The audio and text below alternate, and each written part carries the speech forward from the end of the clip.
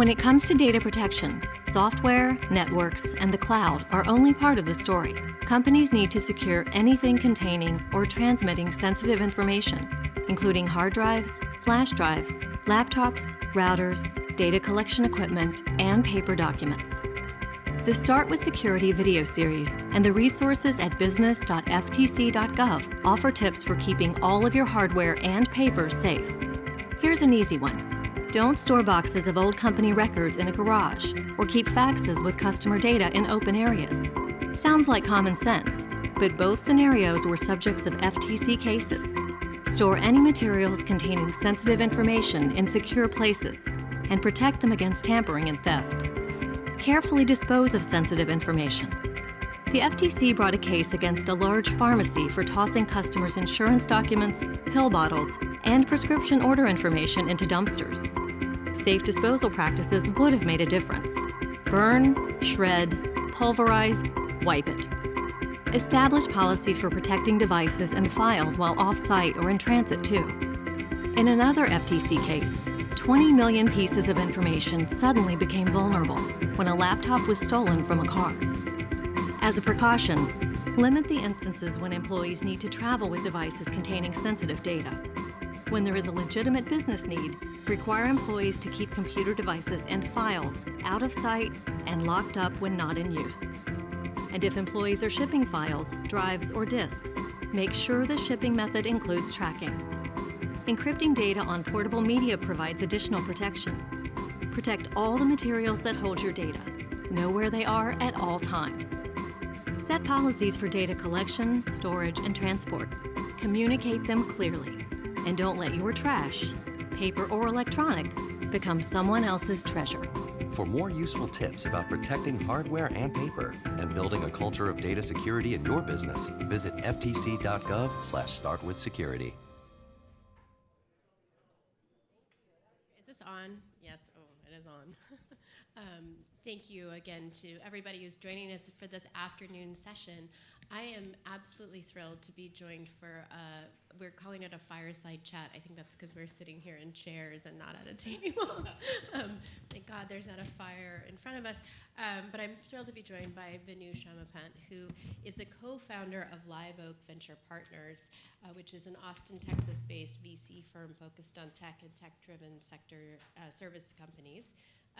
Just a little bit about Venu. He's a huge expert. Prior to LiveOak, he was general partner at Austin Ventures. And he's also been at McKinsey and a software developer and engineering lead at Mentor Graphics. He has an MBA from Harvard and an MS in computer engineering from UT Austin. So we're thrilled that you can join us today for this discussion. And we're going to be focused on the VC perspective and why security matters. So I don't want to do all the talking, but I'd love it if you could just start by telling us a little bit more about LiveOak and some of the work that you're doing there. Thank you, Terry. I appreciate that. First of all, when you introduced me as being an engineer, I'm a little scared of that introduction because I was sat in the tail end of the previous session. And that didn't sound like anything I learned 25 years ago, so maybe it's a little above my pay grade now, but anyway, so LiveOak Venture Partners, as was mentioned earlier, I've been investing in early stage technology companies for close to 17 years now. I started doing that in late '99 with a firm here called Austin Ventures. I left with two of my former partners from Austin Ventures to start LiveOak Venture Partners. And we raised a $110 million fund. The idea was really simple. When we left Austin Ventures, and we looked around the Texas market, it was just mind-blowing to us that Texas was the second largest technology market in the country, had a massive university system like UT, which is amongst the top in R&D spending and invention disclosures and all these things.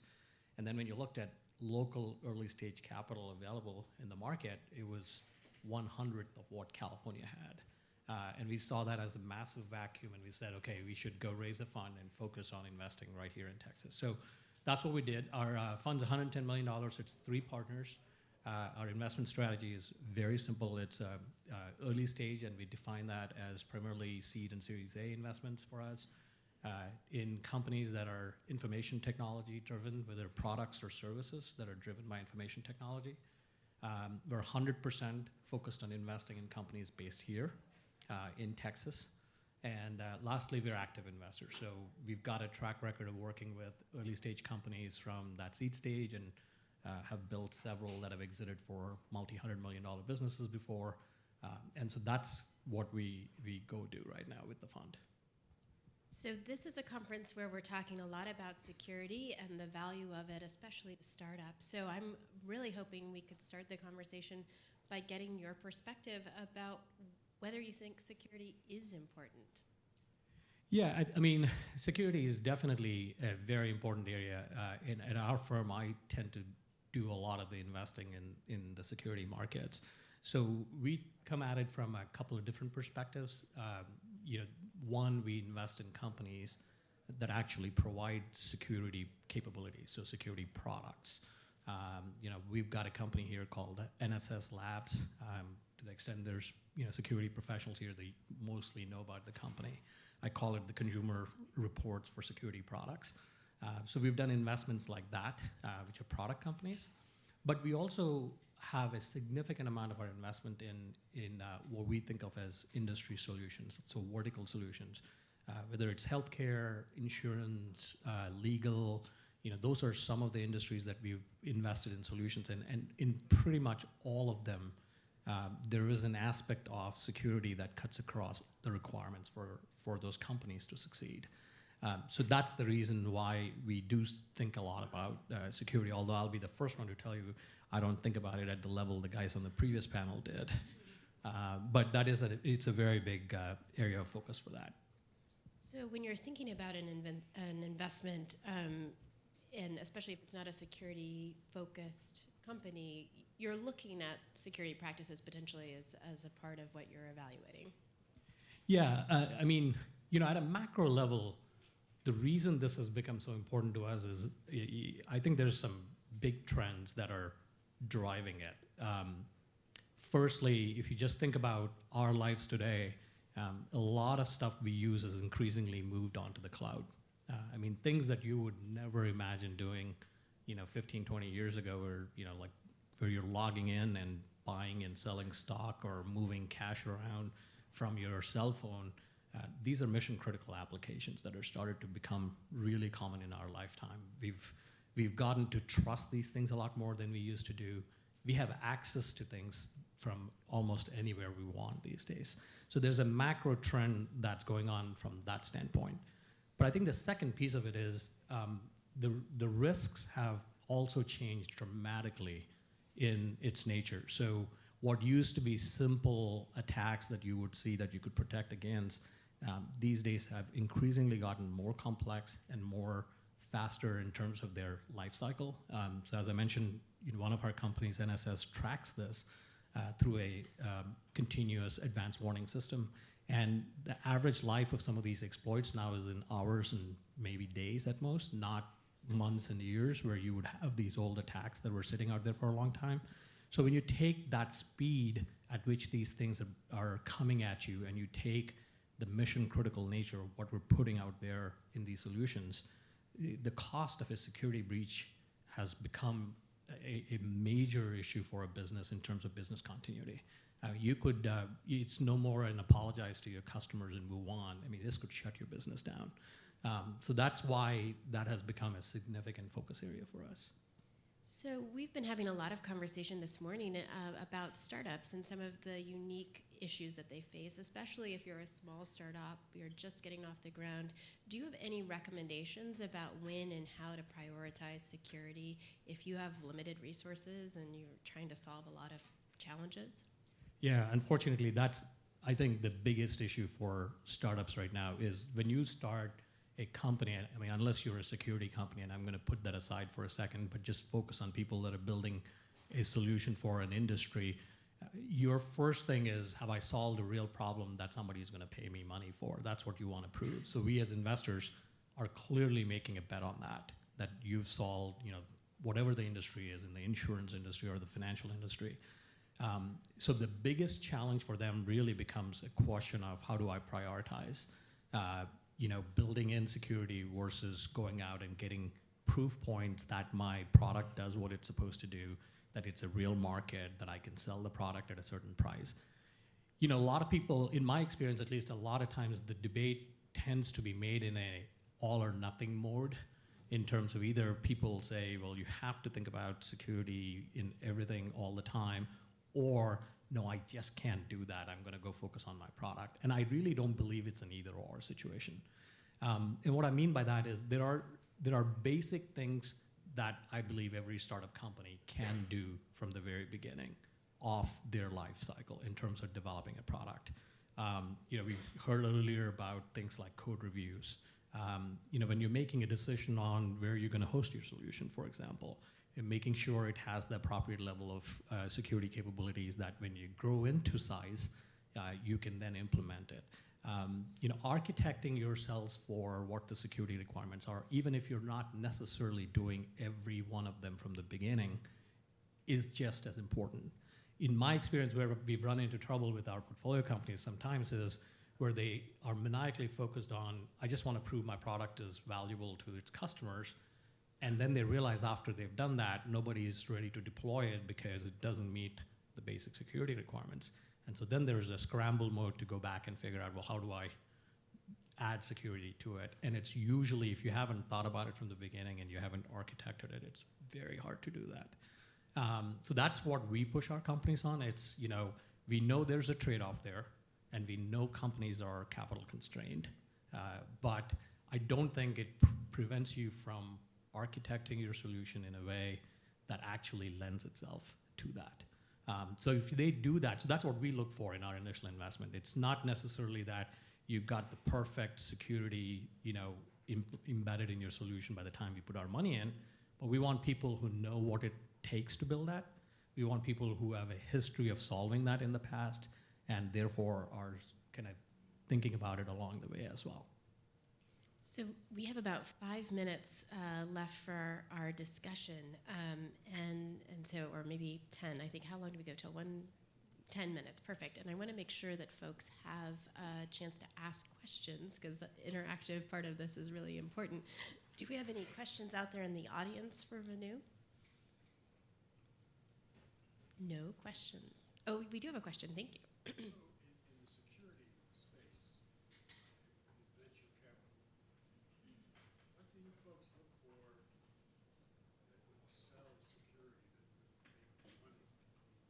It's just interesting. So can I repeat the question so everybody can hear it? The question, I think, and stop me if I'm wrong, is what does a VC community look for in terms of sort of selling security? So I'm assuming that means selling security products. Exactly. Okay, so that's a very interesting question.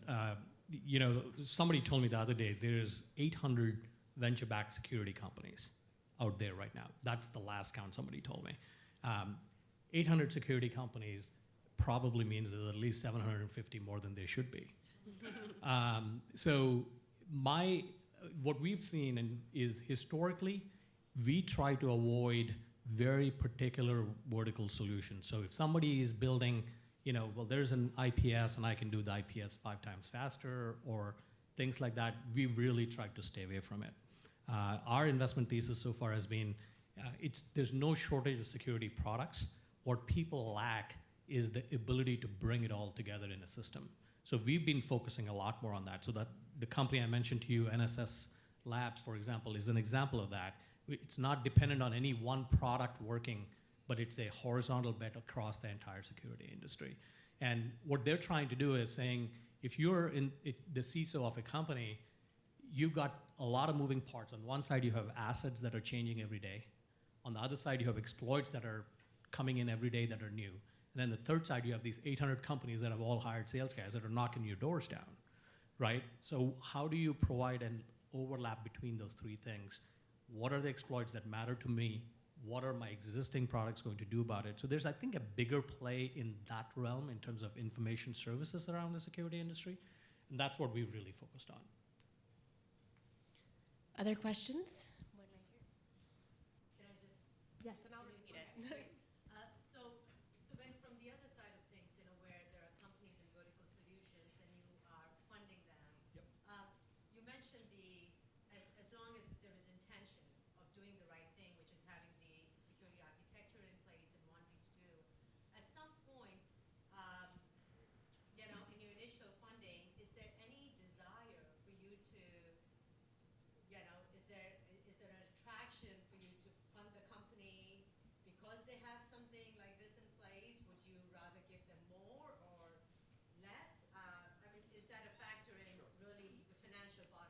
So if I would just repeat that for folks that might not have heard it, I think the question could be summarized maybe as, is a strong security posture an asset for a company that's seeking investment, right? Is that sort of it? Yeah, I think it depends on the industry a little bit. So there are clearly some industries where those are table stakes. I mean, if somebody comes to me and wants to build a healthcare company and doesn't know how to keep information safe, that's a binary outcome. It's an asset in the sense you're at least in consideration if you know what you're doing. And if the first guy that looks at you says, I would never trust my data with these guys, then the deal gets thrown out right away. So there's an element of binariness in those kinds of things. Now, there are certain markets where it's not necessarily a requirement, but having it can make the difference, a competitive difference for you. And in those things, again, it does improve your odds of getting capital. I wouldn't necessarily think of it as, will we give more money just because somebody has got better security? I think it really, for us, the amount of capital invested is driven by where you are today and where you want to take the company and what amount of capital is required for that. The security posture improves your odds of getting that. And a question back here. Yeah, so I've actually raised some money for past companies of mine. My question is, how much due diligence do you do for, so putting the security companies aside, say you're just evaluating consumer-based product or something, how much due diligence do you do with those companies prior to making an investment? And like, how do you implement that due diligence process? So the question is, how much due diligence do you do prior to making an investment? Yeah, I mean, honestly, we don't. I won't do that due diligence because you could fool me pretty quickly. So the way we do that is, we tend to focus much more in those kinds of situations on product market, opportunity, et cetera. But I was told very early in this business when I came in that my role as a venture capitalist is never to be an expert at everything, but to know an expert in everything. And so we have a set of people that we tend to use. The most common people we use is executives at our other portfolio companies. So if I've got a portfolio company that's a vertical SaaS solution that is in the retail space and has done PCI compliance, and I'm looking at another consumer play that requires PCI, you call the VP of engineering, have him go look at it before. So that's how we tend to do it. We leverage other relationships in the market to come in and do the due diligence for us. Yes, right there. Thank you. One of the fundamental concepts of privacy by design is security embedded end-to-end, and that means even in prior to the SDLC planning phase of it. Is that something that maybe you put on your webpage or something you promote that, look, fundamental security before we even consider you, if you're going to be doing any electronic roles at all, you must consider fundamental security. Is that something you promote? The question is, do you promote the idea of fundamental security in publicly facing materials? Do we do it right now? No, we don't. But I think part of what you have to think about there also is who's my audience, right? A lot of my audience is, as I like to call it lovingly, it's two guys, a dog, and a PowerPoint presentation. I could put whatever I want on my website. Sometimes it's two gals. I'm just gonna or two gals, exactly. But it just doesn't change their posture for the stage they're at. So you got to keep that in mind. So if I'm a later stage investor where I'm looking at a company that has a product, has business, that makes a big difference to them. Versus when I'm an early stage investor, because at the time I'm meeting a company, they're really focused on, have I found a problem for an industry that I have a unique solution for? And that's always the first test for us, because you could have the world's most secure offering of something that's a mundane offering, and I'll never invest in that because it just doesn't help me create venture kind of returns unless you've solved a very specific problem. So to us, it's a must-have, but at the same time, it's not enough for me to invest just because it's a secure solution.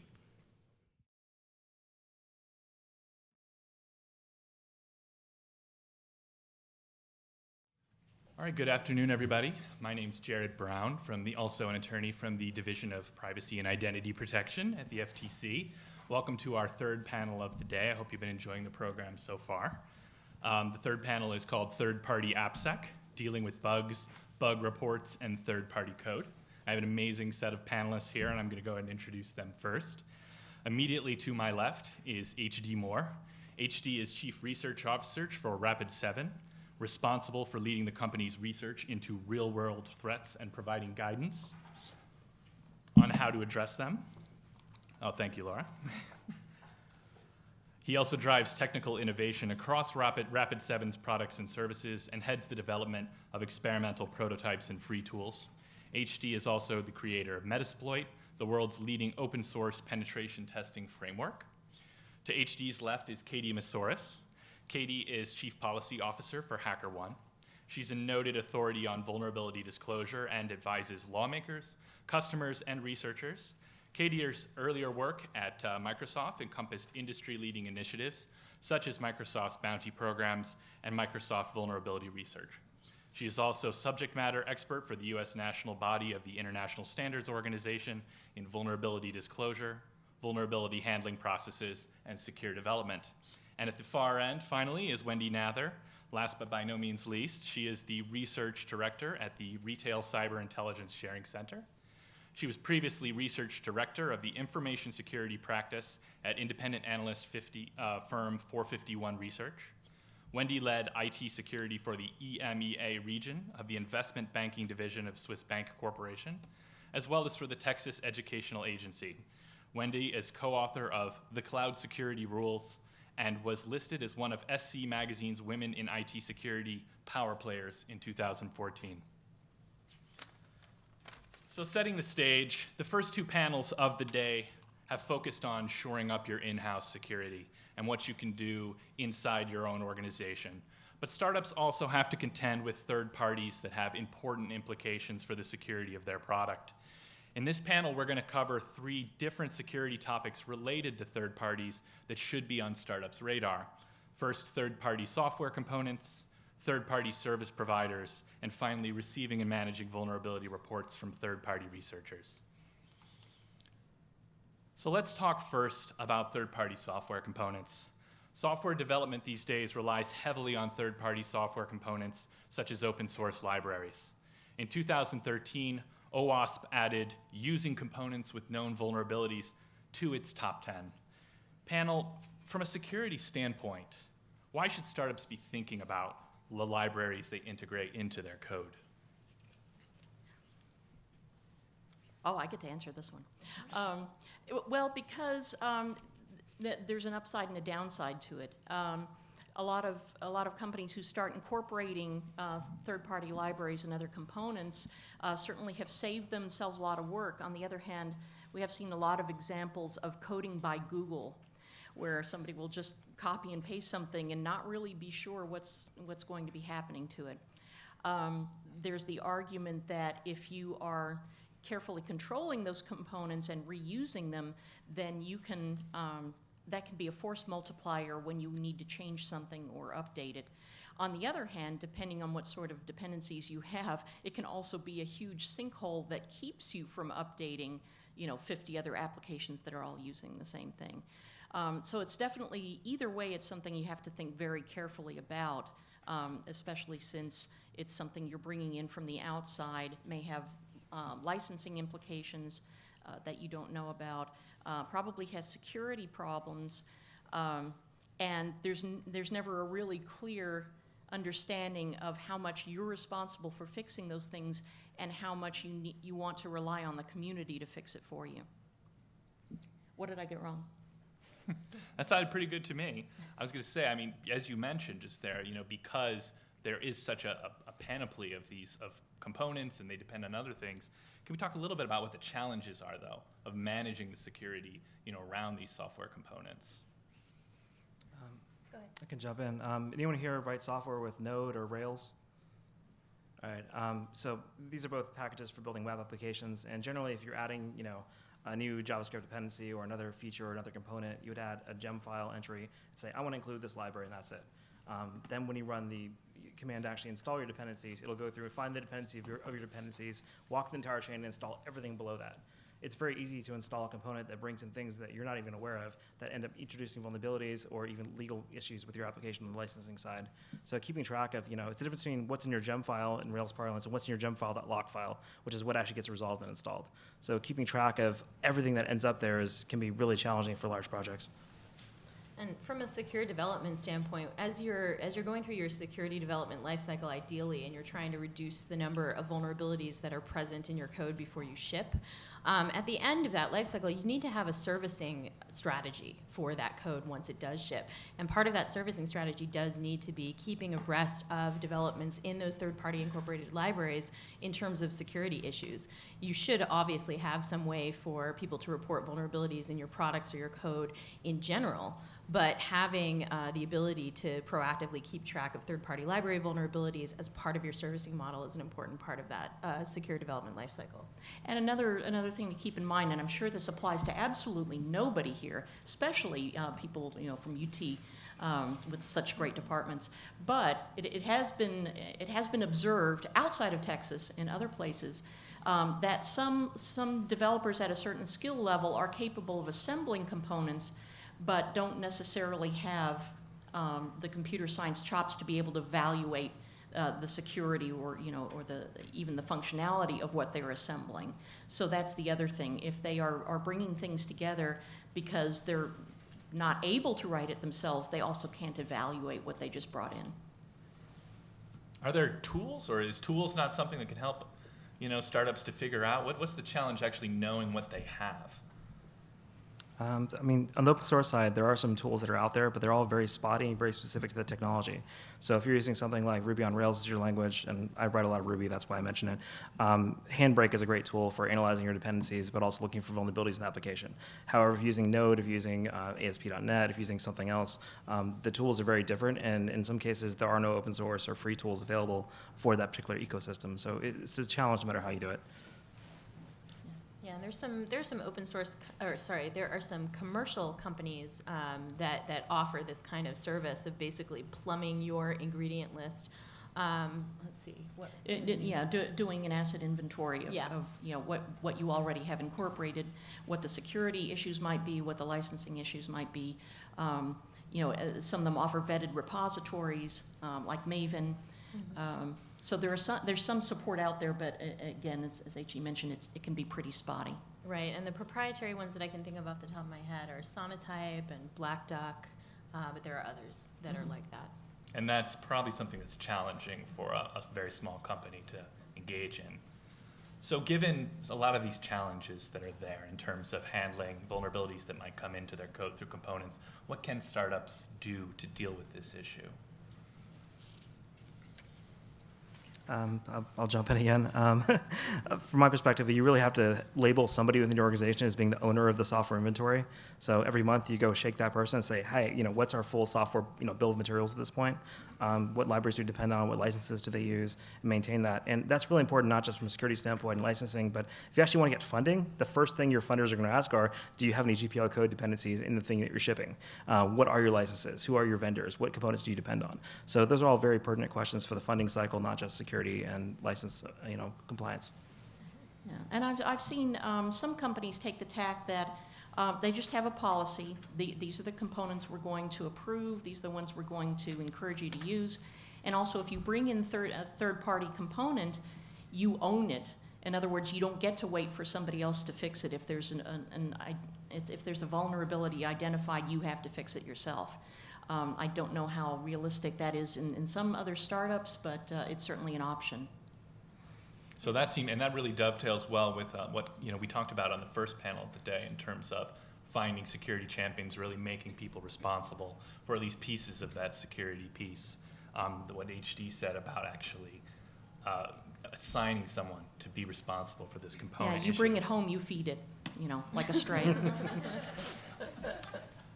And HD, I think this is something we talked about before. Is there processes or design things that startups can do to actually help with this issue in terms of how they build their product? I've kind of gone back and forth in this. Like, I was a huge proponent of monolithic software for many years because I knew what was in my code base. There were no third-party dependencies. If I brought in a third-party library, I'd vendor it. I'd take ownership of that library and maintain it going forward, which no one likes in the Ruby community at all, but it was great for our software for the first 7.5 years. So one way you can tackle it is by, when you bring components, you actually take ownership of maintaining their code going forward. So that's keeping track of upstream patches, keeping track of security, but also making changes as you need to make it a better fit for your application. That's one way to tackle it. It's not really practical for small teams that are dealing with a whole huge number of dependencies with a really small team that's building something not really, where your value is not really driven by those dependencies, but driven by something unrelated to it. So it's definitely challenging.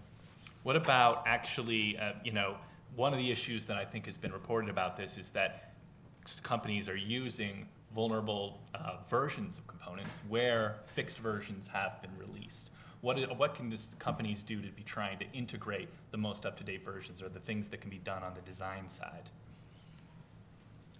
Well, some of the products, for example, that Katie mentioned, are trying to ease some of that with one-click remediation and that sort of thing. To make it easier to swap out those components. But again, it really depends on where you are in your development cycle. If you have a body of legacy code that you didn't budget to go back and open up and redo, then you're in trouble. So I think some of the models that we have supporting software development assume that you're doing everything from scratch and you're just starting. And obviously that's not the case. And also, I think it assumes that you don't have anybody else upstream or downstream in your own software or hardware or services supply chain. If you guys all silenced your mobile devices, as a courtesy to us, you were basically silencing an ecosystem that is in your pocket that has all of these dependencies and has the problem of integrating many different components in order to produce the end device. And there's a certain point at which all of these supply chain partners need to pause and stop and freeze in order for the next link in the chain to actually take up, the development and testing on their end. So it becomes a very complex process very quickly when you're dealing with, a modern ecosystem in your pocket. Yeah, or a stack or any third-party software that is certified by that vendor only upon a particular version of a stack with certain libraries, certain OS levels and patches and so on. And that's why things only move very, very slowly, the more things you have to certify them against. And of course, the other issue is that nobody writes all their own software. Who wrote their own payroll system for their startup? Nobody does that. So you're always going to have third parties that you have to care about, whether it's underpinning what you are providing as a product or whether it's just running part of your business process. And there are certain things that you should not try and write yourself. Do No. not roll your own crypto No, library. no. And if you do, for God's sake, don't smoke it. Yeah, exactly. Just kind of a key tenet across almost any software, any service is if you can't update it, you can't secure it. So knowing that you're going to have at least one security vulnerability in one of the libraries you use every single month, at least one, means you need to get to the point that you can do rolling updates to the point that, hey, this new openness is all about, okay, whatever, push the button again. Like, that's how easy it should be, or it's going to really take a lot of your time the first time one of these large issues hit. The most severe security issues, I think, in terms of length of time of exposure, at least on the Microsoft side for me, were things like the, sorry, Katie. I don't work there anymore. Well, things like the GDI plus vulnerability, or things like the COM controls, things where the build time components got baked into the software and you couldn't update it without rebuilding the software again. And so if you have components that can be independently updated outside of your overall build, even better. Just like just like Google just moved from WebView being part of the OS to WebView being a new updatable component outside of the main OS because of the number of security issues. So make sure that each of your individual components can be updated separately and it isn't onerous for you to rebuild them. And just one last point before we move on. We talked a little bit, and Wendy mentioned, having policies around this area can be an important piece in a way that a company can manage that. Are the things they can do in terms of choosing components at the outset, choosing and other software that they might be using? How to vet the third-party components that you do choose to use? Yeah. How to shop for them? Yes. Yeah, that's a good question. HD, over to you. Well, so this is the tough thing about choosing software and components is if you look at a product and there are no security advisories for it, there's no known bugs, like, oh, great, it must be secure. In reality, it means no one's bothered looking at it, so it hasn't fallen over yet. Because in most cases, someone's going to have a vulnerability in something. So you're almost better off going with libraries, like, I hate to even say it, OpenSSL. Like, you know it's going to be buggy, you know it's going to break every month, but at least you know what it is. You start off knowing what it is. It's a known bad that you can work with. And so kind of taking the perspective of, this applies to service vendors as well as software. If the vendor that you're working with or sourcing software or services from has never responded to a security incident and they're not used to responding to these incidents regularly, they're going to do a really bad job the next time something hits the fan. No, HC's point is so good. I'm going to repeat it. If there is a 0 advisory count on a component that you're evaluating, that's probably a bad sign. That probably means that either they have silently patched or they have never actually received a vulnerability report and nobody's looked. So all software contains vulnerabilities. So just doing raw vuln counts as a means of evaluating the security of a package or some software is not actually the right metric.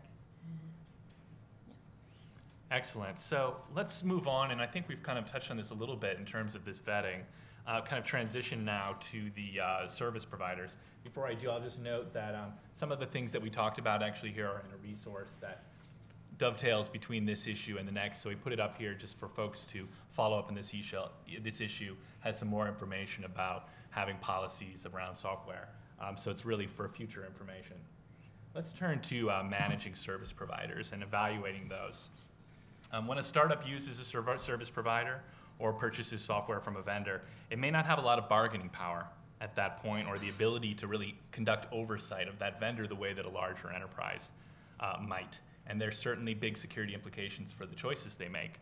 So given that, what can startups do to make sure the service providers and vendors they choose are not compromising the security of their product?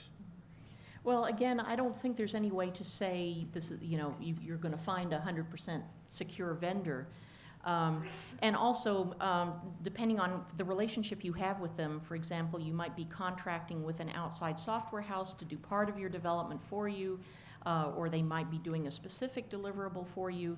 You might have external people in-house who you kind of manage, but they really report somewhere else, or you're going to, a service provider who is offering you a whole package, including a whole stack. So you have to come up with different strategies to interrogate those vendors or to put into your agreements with them the kind of language that you want to see.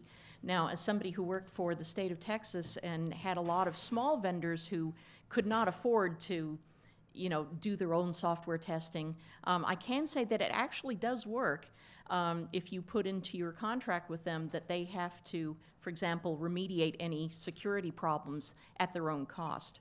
I had one vendor who didn't actually read that part of the contract and signed it, and when it came back, they were kind of stuck. But the problem with specifying what security you need in a contract is that either they will try to nitpick and say, well, you didn't say that encrypting view state was a requirement. It isn't listed there. So you would end up giving them a 500-page PDF of all the things not to do. Or you can turn around and say, just don't do stupid stuff with your code, which covers everything but covers nothing. And so there are a lot of attorneys in the audience who are going, oh, God, don't do that. So, how do you find a happy middle? Unfortunately, a lot of organizations, both big and small, have tried to get that specificity in their contracts just by going to a list that's unambiguous. And a lot of times it's the OWASP top 10. And it's not a compliance list because it's a list of things not to do, so you shouldn't be compliant with it. But it's the only thing in a lot of cases that we have. Now, there are other models that are underway for how to rate software security. But again, practically speaking, I see people falling back to pretty well understood, very well defined short lists that you can argue about, when you're doing a contract. I'll stop here and see if anybody else wants to add some experience here.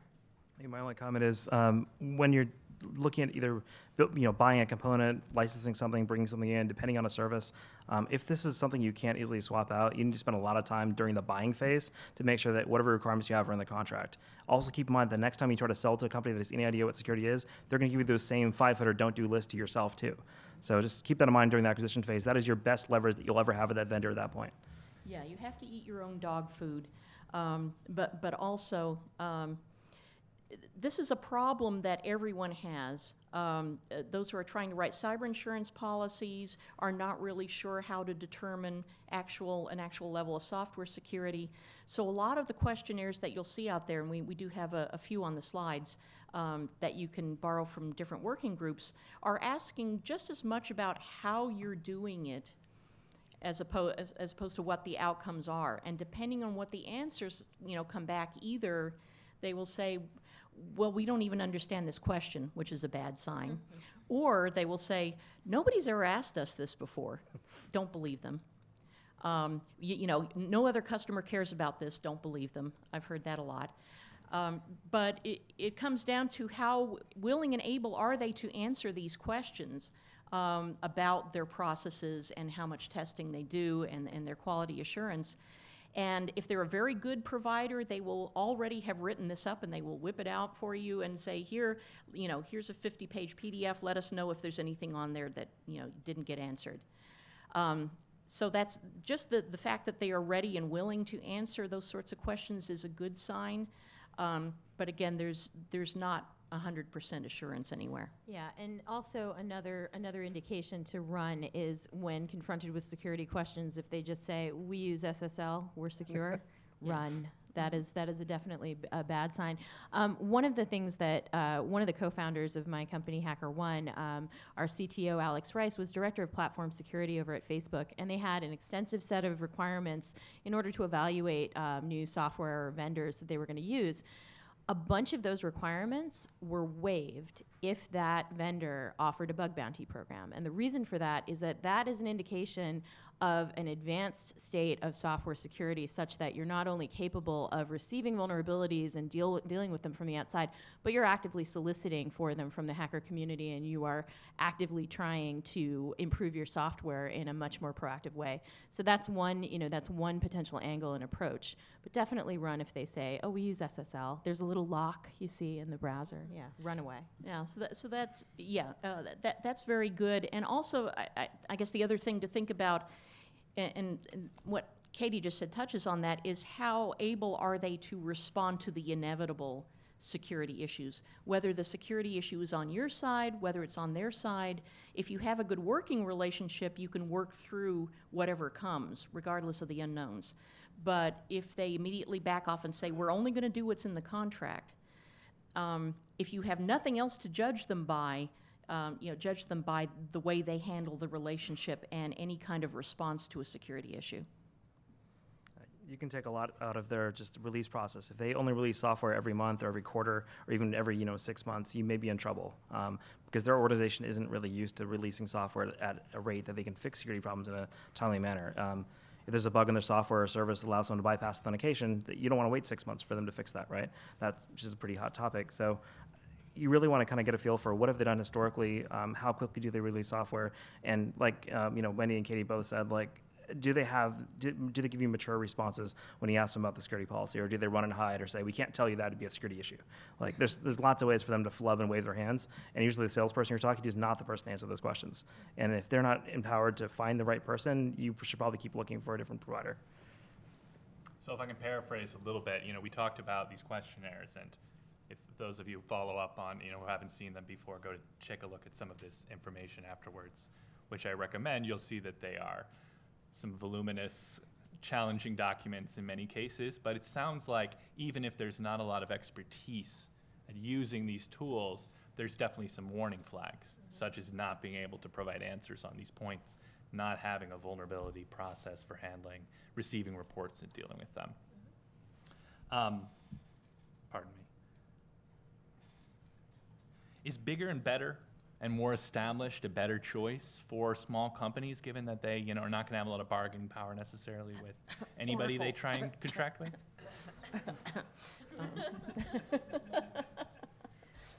I'm not sure we all understood Sorry, your coffee, were we Wendy, if you live? could. Are we live? Sorry. It's recorded, right? Yeah, no, and again, it comes down to how they deal with the public, how they deal with reports. There can be very good and very flexible and diligent small shops that you work with, and they will do whatever is necessary for you. There will be large ones that say, well, you got to pay us to fix that because we don't really think that's a security problem, and you're the only one who's asking for it. So yeah, size isn't necessarily an indication, again, of quality. Yeah, I mean, there may be safety in numbers in some cases. Like if you work with a company that's big enough, they've had all these questions before, they're hopefully going to be further along that path than someone else. But at the same time, once they have your data, and if they lose your data, it doesn't really matter how big they were when they lost it, right? You still lost your data, and you still have to tell your customers that you lost their data. So you don't want to be in that situation, and there's lots of ways you can kind of hedge your risk. At the end of the day, anybody that you trust with your software, with users' data, with your services, the ball still comes back to you at the end of the day with your customer relationships. But it also comes down again to networking with your peers, and I'll just do a little plug for our retail intelligence sharing center, where you can talk about who are you using, what do you hear from them, what have your experiences been, all of it off the record, but you can gather a lot of really good information that you can't find by Googling.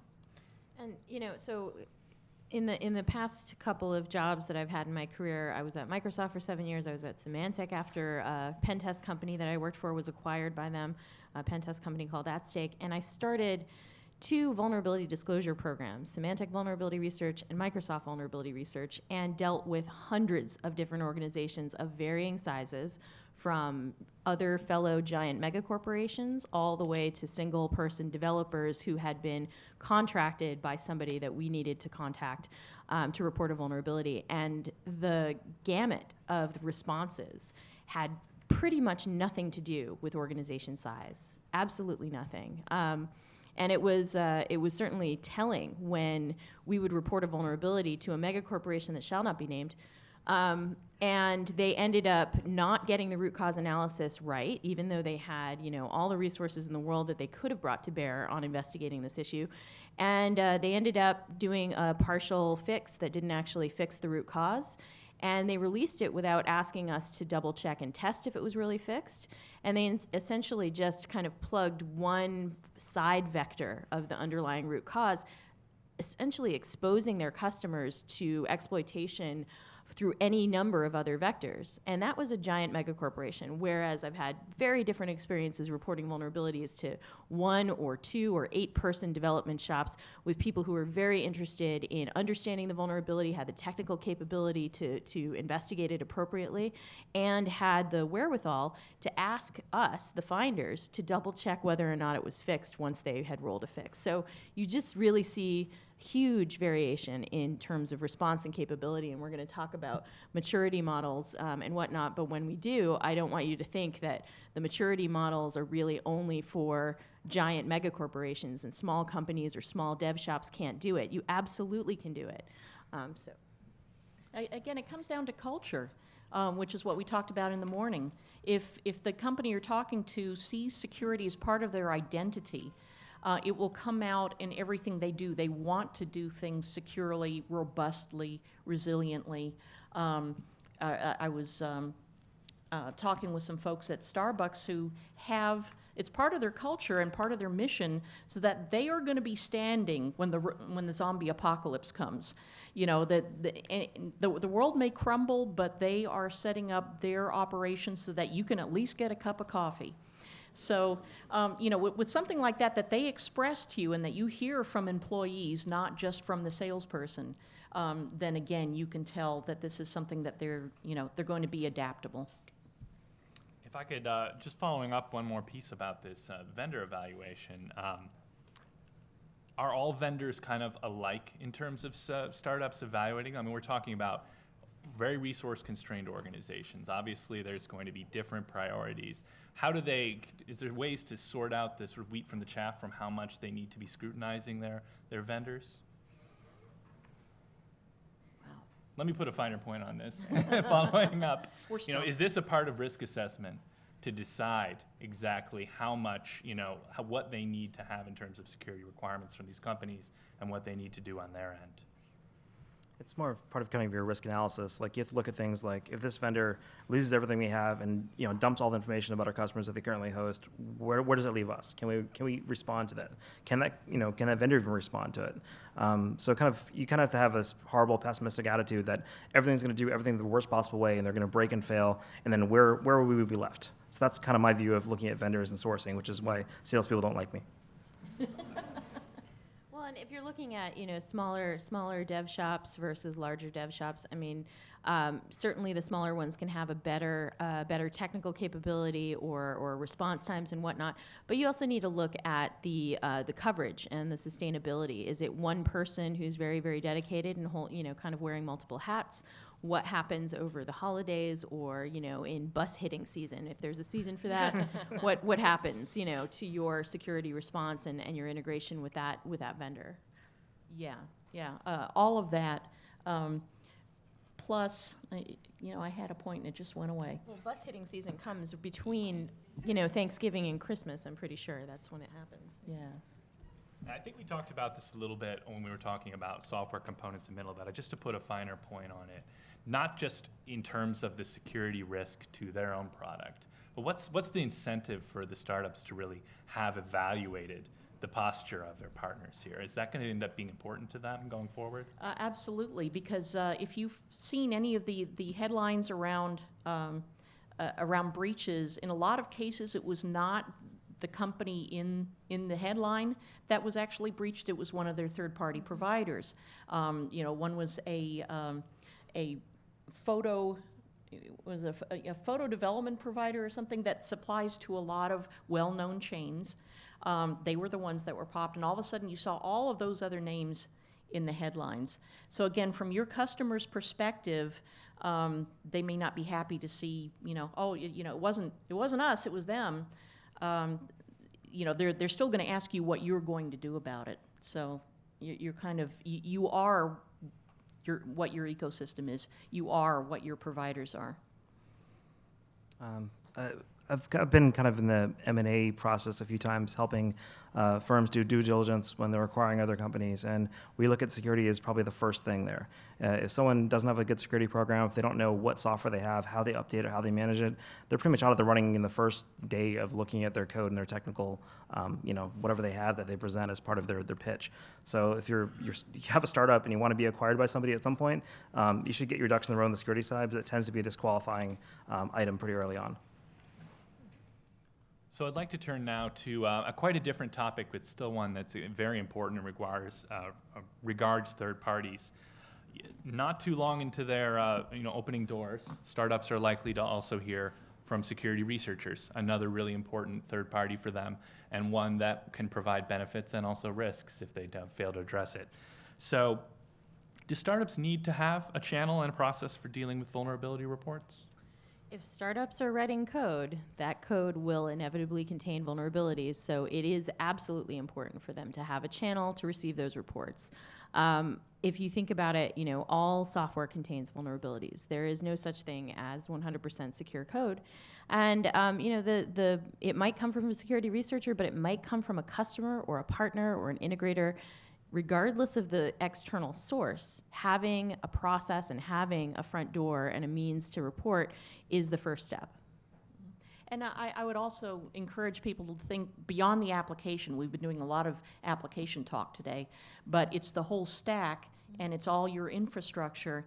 There was a discussion at the Retail Law Conference last week about whether it made sense for some companies to try to run all of their penetration testing through their legal department to rely on attorney-client privilege to hide the results.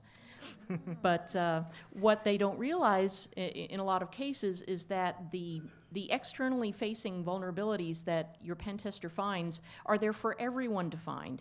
So you are not hiding anything that somebody else who cares to look can't also find and also publish. The only thing you're hiding with that is your response to it. And so in a lot of cases from a PR perspective, you want to be transparent about your response, so you don't want to hide that.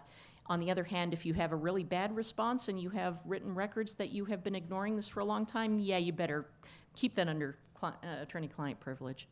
Yeah, Zane Lackey had a great quote. He said, if you're on the internet, you're already being scanned for vulnerabilities. You just might not be getting the report. So, so have a way for somebody to report it to you. I mean, you essentially have three choices about learning about vulnerabilities. You can either find them yourself or hire penetration testers to find them. You can have a friendly outsider, a friendly hacker report them to you, or you can be attacked. The first two are demonstrably preferable to the last one. So having that avenue for the second, the second case where an outsider reports it is absolutely way more valuable than any face you may think you're saving by, looking like you have nothing wrong with you. I think we're at an age where the breaches are pretty much daily, and it is well known that even highly resourced organizations will get breached. So having a way to report is super important. Now, having said that, there is also the flip side. I'm going to be devil's advocate over here. In the retail sector, we have seen examples, for example, of extortionists coming around who will identify a vulnerability in a key shared component that a lot of retailers use in another system, going to each one in turn and saying synonymously, with a fake name, and saying, there's this vulnerability. If you give me $20,000, I will tell you what it is. And they've gone from one to the other, and usually smaller companies just go, okay, we're just going to pay it because we can't afford to do anything else. We wouldn't know how to do anything else. But in this particular case, some retailers got together and compared notes, and by the time this guy had gone to the third or fourth company after collecting his money, the fourth company conferred with their legal department and said, you know what, we'll pay $20,000 for anybody to tell us who you are. And the guy went away. So that's another example of, yes, you're going to get vulnerabilities reported to you, but you have to be able to assess them. You have to be able to work with your management and your team to determine whether this is a malicious sort of activity or whether it's somebody who really is trying to help you out, and plan your response accordingly. That dovetails really nicely with what I was going to next ask, which is just what are the very basic pieces that the startup needs to have in place here to have this process? Okay, well, at a basic level, having that easy-to-find front door for reporting security vulnerabilities to you. Ideally, it's actually separate from your support channel so that your support staff doesn't have to do that kind of breaking up of those types of requests and do that delay in routing. And then another thing at the basic level would be having a secure way to communicate to the affected parties what your vulnerabilities are, how to detect whether or not they are vulnerable, and how to mitigate the issue. So having some way to either release advisories or do some kind of a mailing list or whatnot. These are taken directly from the ISO standard on vulnerability disclosure, which is ISO 29147.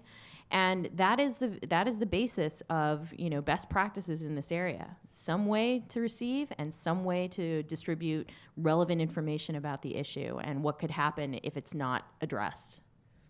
I just mentioned that it doesn't matter whether you're still in stealth mode, you haven't launched anything yet, you don't actually think you've got any users and services. A lot of dev environments tend to be exposed in things like AWS that we find in like internet-wide scanning, and it's really nice when you can actually find the person who has a Mongo database full of credit card numbers, like actually who the owner of that is, and give them like, hey guys, go fix this. So it's great to have security contact information up front even before you've launched anything else. Just make it one of those bottom links in your page and call it done. And of course, PGP key, PGP fingerprint, if you like, all great things. Yeah, making sure that the authenticity of your communication about your vulnerabilities can be verified by the affected parties is super important. We've definitely seen malware that says, look, you need to upgrade, you need to patch this component. And if your users are not trained to essentially verify that the information is actually coming from you and it's real, you may have, essentially opened them up to some kind of phishing.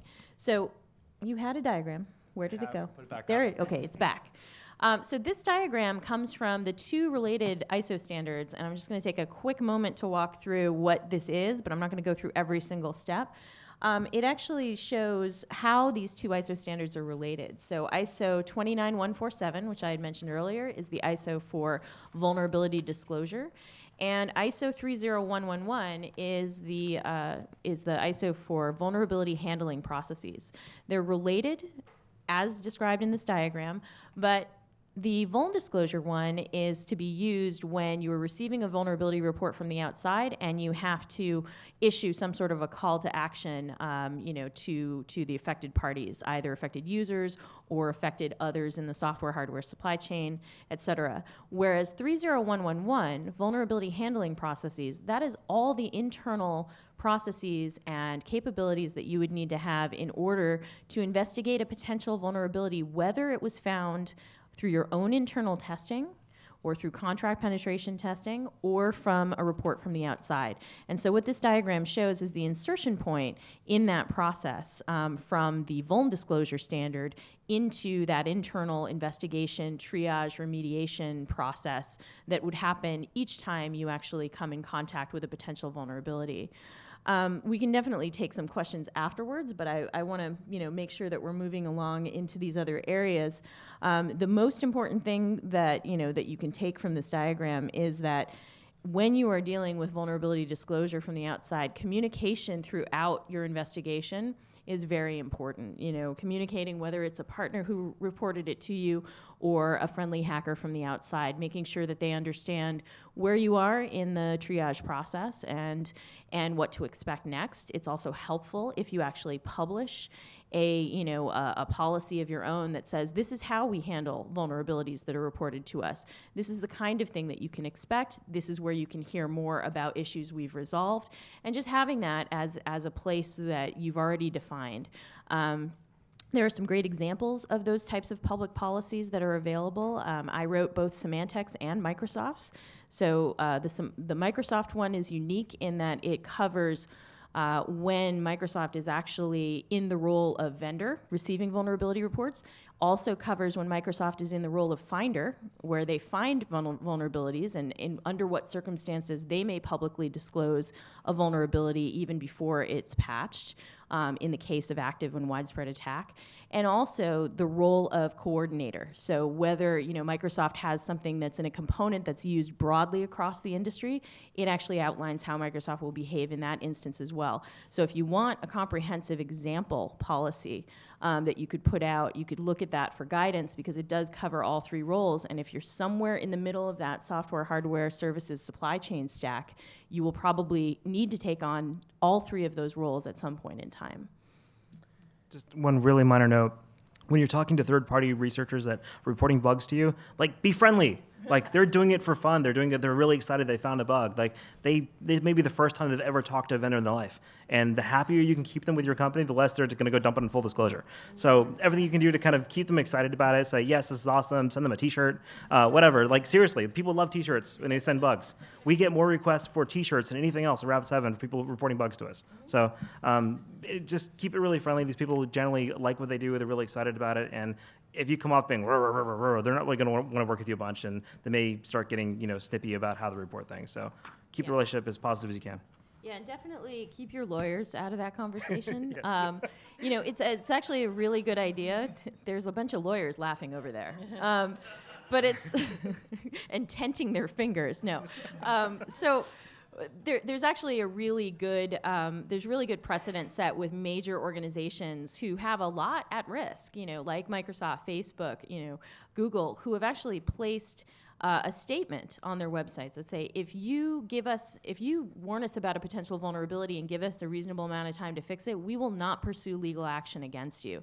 That is a very important thing to try and reassure somebody coming from the outside, because the options are somebody finds something in your site or your code and they can't figure out how to report it to you and they don't know what will happen to them if they do. Guess what? They'll never tell you. And remember that third way that you find out about a vulnerability, as in an actual active attack, that'll be the way that you find out. And that's a really unfortunate outcome. So it behooves you to set up that red carpet and actually provide that assurance up front. Yeah, and to be fair, on both sides of this debate, both sides feel as though they're outnumbered and outgunned by the other side. Corporations may feel that they're outnumbered and they don't know who these security researchers are. The security researchers feel that, oh my God, they have all the lawyers. So just understanding that there are 2 points of view here and working together, yes, with your legal team. Do talk to your legal team. They're nice people. But make sure that it is a multifaceted conversation with your PR people, with your top management, anybody else who is evaluating risk from all these directions, including customer relations. Just make sure everybody's at the table when you sit down with a beer and say, how would we ever do this? And as long as you have the deciders listed, at least you will have gotten, started going in the right direction. So there's also such a thing as being, I believe it was an old friend of mine, Christopher Budd, who coined the phrase, you could be dead right. You could actually be well within your legal bounds to just sue the bejesus out of somebody. But think about what kind of signal that sends, not just to that individual, but every other potential ally that you have in the research community, where now they know that this is a danger zone, and not only should they avoid you, they might want to actively target you. So just think about, you may win a battle, but you will lose a war. So I think now would be a good time. One of the things that we wanted to take a few minutes and indulge on Katie a little bit more is HackerOne, her company, recently released a maturity model about vulnerability disclosure, and she's going to take a couple minutes to give us the brief version of that. But just to note before we do, there's also a fuller talk she has given online on HackerOne's website, and the full presentation is available as well. So. Yep, so my company's been doing great and releasing a whole bunch of free tools and free data analysis, et cetera. And the vulnerability coordination maturity model is sort of in the tradition of other maturity models you may have heard of. How many of you have heard of the BSIM? Building Security and Maturity Model. So that one was based on surveys that Gary McGraw from Cigital had done across and surveyed what are all the practices you're doing in terms of writing more secure code. And then he kind of codified it into these are the things that you can do and here are the ways that you can improve. So along those lines, based on over 15 years of experience of mine and others, we put together this vulnerability coordination maturity model. So how well do you do and how capable are you when somebody actually comes knocking on your door to report a vulnerability? So we broke it down into 5 basic areas. So organizational, engineering, communications, analytics, and incentives. So just briefly, the reason we put this together is, one, provide you with a baseline of how am I doing now in these areas, and then provide you with a path to getting better.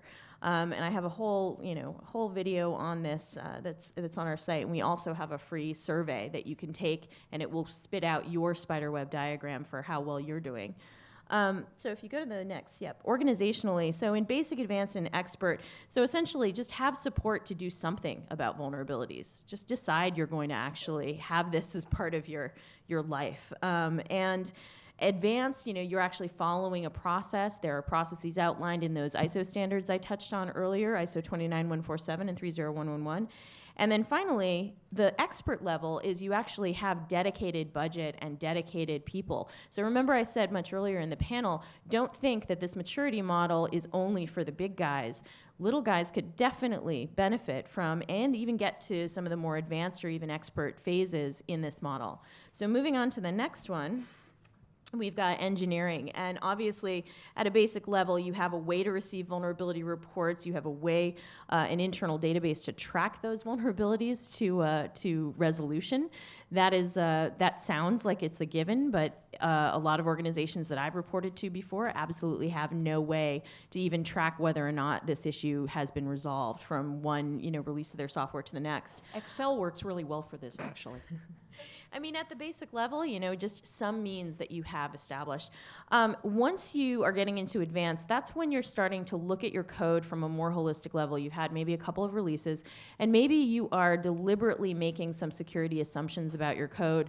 That's the place where you start documenting all of those engineering trade-offs. So maybe you have a component, an example would have been graphics libraries on video cards that were never meant to be exposed to the outside. Now suddenly they are exposed through WebGL, for example, and you've got a whole new attack surface where you are making security assumptions about trusted input to those libraries.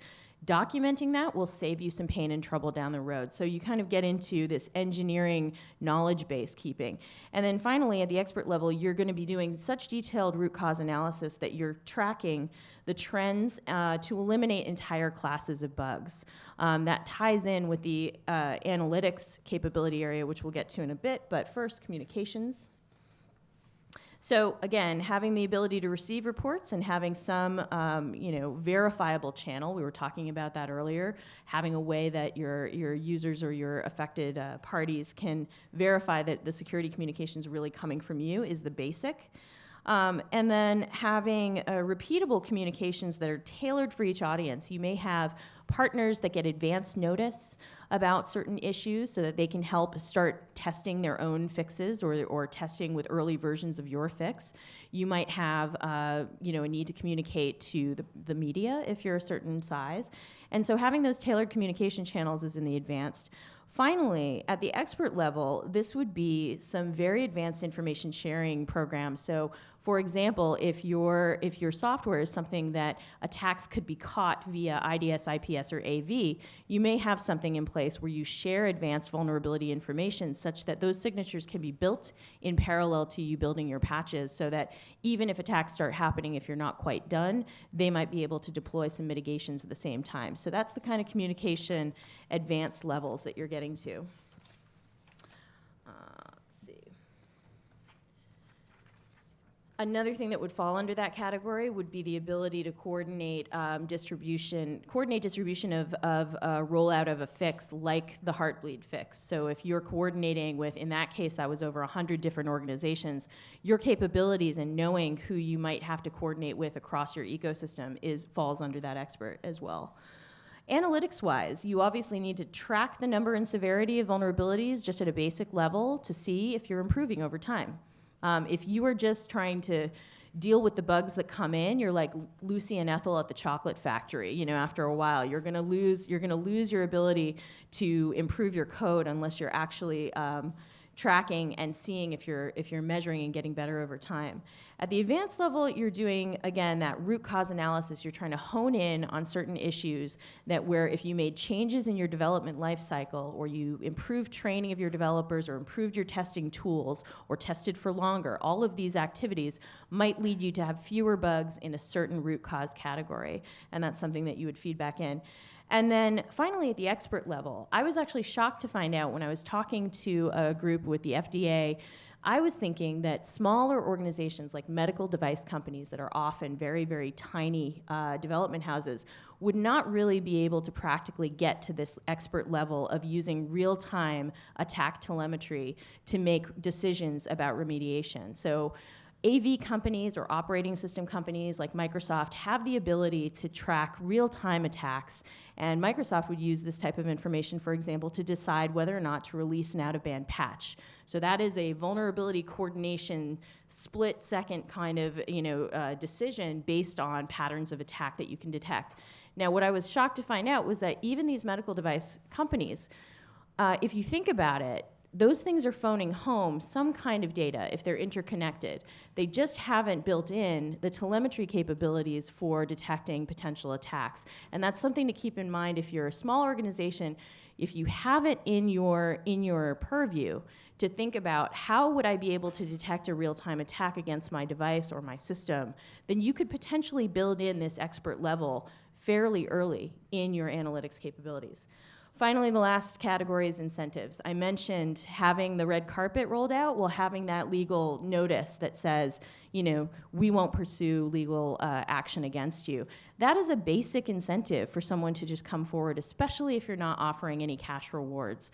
That is just a reassurance to them, because otherwise they could just look elsewhere and they could be finding things and never telling you about it. At the advanced level, you would actually begin to offer bug bounties or financial rewards for finding vulnerabilities, or you can even tailor those bounties to not just look for individual bugs, but you can look for anything you want. An incentive is just what is it that you're interested in, and what are you trying to attract. And then finally, at the expert level in incentives, understanding your adversary behaviors and potentially understanding how vulnerabilities are being traded in other markets. You are the defense market if you are offering a bug bounty yourself. You are offering money in exchange for information on vulns that you will then fix. There are offense markets out there. There was a $1 million iOS 9 bounty that was just paid out, supposedly, or at least qualified for. We'll see if it gets paid out. But that is definitely for the offense side of things. Those are bugs that are being bought and then used for an attack. So if you are at that expert level where you know your vulnerabilities are valuable to someone other than you, understanding those market dynamics is going to be the expert level of incentives. Okay. Thank you. Before we move to questions, which I'd like to do in just a moment, was there another resource, Katie, that you mentioned you wanted to do a shout out for? The 411. Right, so today, yeah, my company's been releasing things like crazy. So today, we just released Hacker 411 directory assistance. So we had a directory that we launched on our site, and now we actually have the ability, if a hacker tries to find a contact to report a security issue in an organization, they can't find one, that we will try to find the right contact for them. We do not want to get the vulnerability report ourselves. We don't want to broker it, but we're willing to go out and try and use our resources to find somebody appropriate and then let them know that, hey, this helpful hacker may have found something and they would like to get in touch with you. Would you like to talk to them? So it helps cushion that and balance out that asymmetry in terms of the hacker having put in the time to find the vulnerability, but not necessarily able to get past whatever barriers there are to reach the right person. So I think we have time for a couple questions, possibly. So there's one right here in the front. Somebody. So I'm Darrell Whiting. If you could just hang in a second so we the webcast can benefit as well. My name's Darrell Whiting. I'm with University Federal Credit Union, and in a 2 to 3 minute period, we have an internal web app that I was able to go from a least permissions user to a super user, and took a QA perspective, because that's what I do, asked the company what their SDLC was, what their testing process, do they do integrated tests, system integrated tests, et cetera. The response from them was that information is proprietary. What are inferences you make from that? Yeah, that was one you called out. I mean, that's a common response when they don't want to deal with it. So they'll either tell you it's the first time it's ever been reported, or that it'll expose some secret information, secret sauce if they told you how it actually worked. But in general, that just means they're blowing smoke. You should find another vendor as fast as you can, or find someone else to show them the light, if you will. And you can also use an ISO stick, and there is an ISO standard on secure development. It is ISO 27034. And it's in various parts right now, but the first part is published. And so you can ask them, well, do you comply with ISO 27034? Yeah, and they may say, well, we don't have to, or we don't care, or whatever. And this discussion is as old as time. That this is a backdoor. No, it's a test harness. No, it's a backdoor. Please take it out. So yeah, having that sort of discussion. And again, if you exchange this sort of information with your peers, sometimes bringing several queries to bear at the same time, especially if it touches their sales department, they are differently motivated, perhaps. Or on the other hand, I have seen some organizations who have better success actually getting in contact with the development manager, who understands better the nature of what you're reporting and why it's bad. So you may just have the wrong contact. Try some other contacts to see if you get a better response. And just a minor note on banks, one resource you can often leverage, especially from that side, is your own audit committee, is bringing it up with them and saying, hey guys, if we go forward with this, we don't have there are no controls here on this, user access because of this issue, and let them take the stick back to the vendor. So I think we had a question, the gentleman in the blue shirt there. So for Hacker 411, do you have any plans, or is it already the case that you act as sort of a proxy for those legal concerns? Can the anonymous person say, can you ask them to assure me I won't be sued or something like that? Or do you have any capability for anonymity? So we would definitely keep the researcher anonymous, per their request, and we already have actually that built into our platform. If, for example, using our platform, you can do multi-vendor coordination. So if the first vendor who receives the vulnerability report from the researcher needs to bring in other parties and let them know, we have the ability to obscure the researcher's identity from the rest of the parties. That's a great point. We just launched today. Why don't you try it out? We've done that at Rapid7 for third-party researchers before as well, where they were concerned they get sued or thrown in jail. We've helped proxy the communication and let them know they're not going to get dragged off if they report it. So, but it would be awesome if more companies did that. So, I think maybe we can take one last question down in the front. So this is a question on the managed service provider side of things. There is a prevalent belief or widespread understanding that if a service provider or if I'm the vendor, a question is asked whether I'm certified or not against some ISO or CSA or some other SOC 1, SOC 2, SOC 3 kind of a framework. At the end of the day, as a startup, if that is the bench of that you're going to be measured against, how do you convince your prospective clients that hey, we are on the path for that, and its certification is not the end all be all kind of thing? Have you guys encountered, or is that something where certification is the panacea? You align yourself to some framework and say, yep, been there, done it, now I'm all good.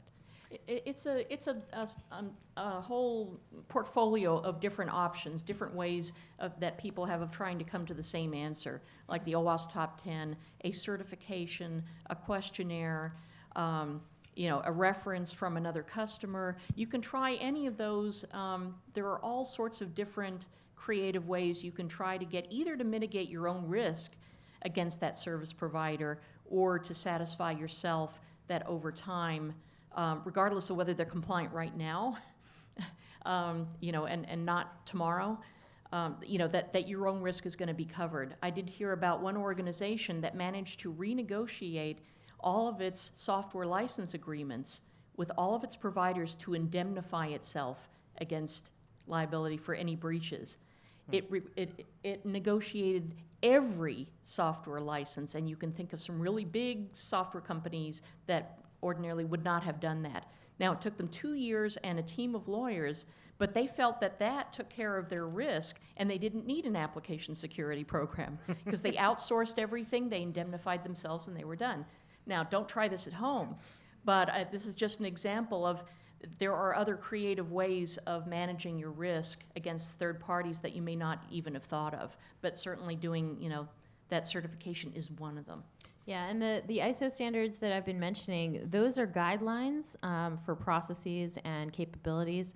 The maturity model that I went through is really, it goes beyond what the ISO standards have in a lot of ways to get to those more advanced or expert phases. So even if you are compliant with one of those standards, there's still room for improvement.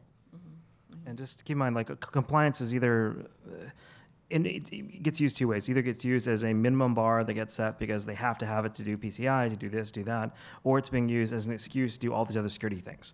So some companies, if you're being asked, do you have SOC 2, do you have SA16, do you have this, do you have that? Oftentimes it's either for compliance on their side, saying that we must have, our vendors must use this, or they're saying, we actually want to know about your security program. That's our first way of getting in the door and trying to figure out what your reports look like, what your maturity model looks like. So you got to figure out what are the two are they asking for? Are they doing it because of just compliance, in which case you're kind of SOL because you have to be compliant for them to be able to use you, or are they doing it to kind of open the door about security, and then that opens the door for more conversation. So figure out what their need is first, whether it's compliance or just peace of mind.